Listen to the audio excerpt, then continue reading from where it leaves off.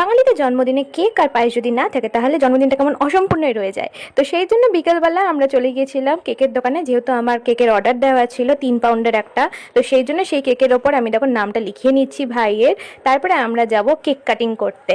তো কেক কাটিংয়ের জন্য এবারে আমার ডেস্টিনেশন হচ্ছে চা.কমে চলে গেছিলাম, আমাদের বাজারেরই একটা ক্যাফে। যে ক্যাফেটা খুব সুন্দর করে সাজানো আর অনেক দিনের পুরনো এটা। তো সবাই অলরেডি চেনে এটা মোটামুটি। বিকেলবেলা হলে এখানটা ভর্তি হয়ে যায়, যেহেতু সেদিনকে বিকেলটা সন্ধ্যেটা জাস্ট বসেছে। তো সেই জন্য হয়তো অনেকে আসেনি, আর যেহেতু এখন গরম তাই ভিড়টা একটু কমই ছিল। শীতকালে তো বসার জায়গাই পাওয়া যায় না, আর রুফটপে তো আরোই বেশি জায়গা পাওয়া যায় না। এখনও রুফটপে জায়গা নেই, তাই জন্য আমাদের নিচেই কেক কাটিং করতে হলো। তো দেখো আমি কেকটা খুলে নিয়েছি, আর কেকটা জানিও অবশ্যই কেমন হয়েছে, কাস্টমাইজ করা। আমি চেয়েছিলাম যেরকম ঠিক সেরকমই দিয়েছিল কেকটা। আর thanks to Sagar bakery cake shop, যেখান থেকে আমি এই কেকটা কিনেছিলাম, আর খুবই টেস্টি বানিয়েছিল। আমার ভাই সবসময় ব্ল্যাক ফরেস্ট খেতে ভালোবাসে, তাই ভেতরে একটা ব্ল্যাক ফরেস্ট রয়েছে আর ওপরে একটা পুরো চকলেট দিয়ে গার্নিশিং করা। আমার ভাই তো বিশাল পছন্দ এই কেকটা, এই জন্য দেখো আমাকে হাতও দিতে দেয়নি কেকটার মধ্যে। ও খুব সাবধানে সাবধানে ইয়েগুলো বসাচ্ছিল, মোমবাতিগুলো বসাচ্ছিল, নিজের মোমবাতি নিজেই বসাচ্ছে। তো এটা ছিল ওর 12 বছরের জন্মদিন, তাই এই 12 বছরের জন্মদিনকে একটু স্পেশাল করার জন্য আমরা চলে গিয়েছিলাম ক্যাফেতে। আমরা 3জনই ছিলাম, আমি, ভাই আর বেস্টু। তো এবার হবে কেক কাটিংয়ের পালা। দেখো কেকের জন্য রেডি হয়ে যাচ্ছে, ওকে মোমবাতি জ্বালিয়ে দিল।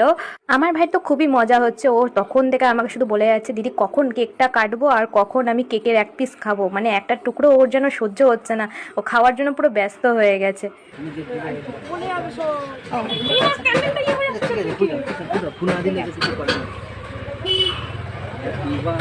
Happy birthday to you, happy birthday to you, happy birthday to you ভাই, happy birthday to you, happy birthday to dear ভাই, হ্যাপি বার্থডে টু ইউ।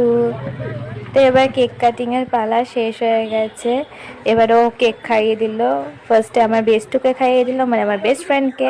তারপরে আমাকে খাইয়ে দিল, আর কেকটা সত্যি খুব টেস্টি ছিল। কেক কাটিংয়ের পরে এবার এই মেনু থেকে আমরা দুটো ফুড আইটেম অর্ডার দিয়ে দিলাম। আমার ভাইয়ের অল টাইম ফেভারিট মোমো, যেটা আগে দিয়েছিল। এই দেখো স্যুপটার মধ্যে আবার 2 টুকরো চিকেনও রয়েছে, যেটা অন্য কোথাও দেখা যায় না। এই ক্যাফেতে দেখলাম নতুন অর্থ, যে মোমোর সাথে এই চিকেনের স্যুপের মধ্যে 2 টুকরো চিকেনও থাকে। তো আমার ভাই মোমোটা ফার্স্টে খেয়ে দেখলো, এবং খেয়ে দেখে বললো খুবই টেস্টি হয়েছে, এবং চিকেন দিয়েও স্যুপটা খেয়ে দেখলো, ওইটাও বললো বেশ ভালো হয়েছে।